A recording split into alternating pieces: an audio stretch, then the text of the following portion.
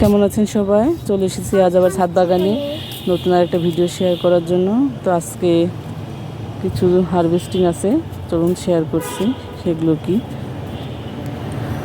এই যে আমার ভুট্টা গাছ দেখুন, ভুট্টার মোচা এসে গেছে এবং বড় হতে লেগেছে। চলুন হারভেস্টিংগুলো করে নিই।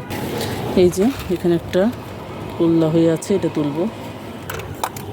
এই যে এখানে একটা বেগুন, এই বেগুনটা তুলে নেব।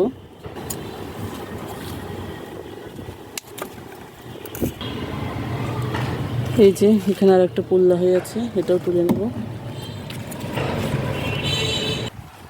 এই যে এখানে একটা ধুন্দুল বা পুল্লা হয়ে আছে, এটা তুলে নেব।